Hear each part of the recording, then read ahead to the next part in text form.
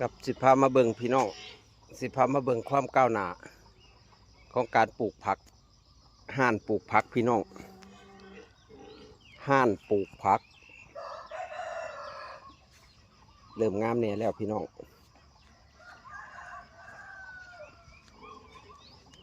ผักเริ่มงามแน่แล้วเริ่มสิเห็นผลแล้ว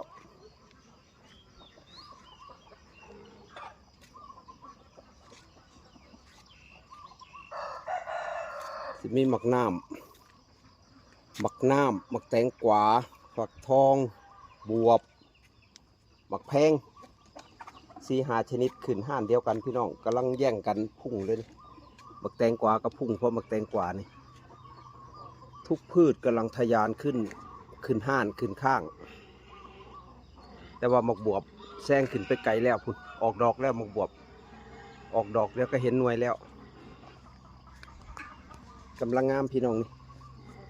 กำลังงามเลยตัวนี้หมักน้ำก็กำลังพุ่งพี่น้องนี่หมักน้ำ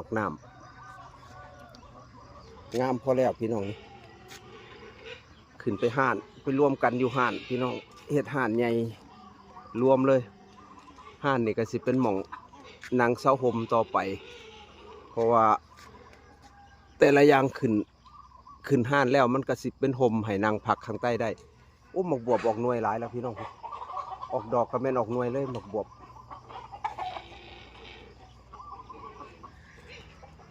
โอ้เป็นรูปเป็นร่างแล้วห่านผักเขา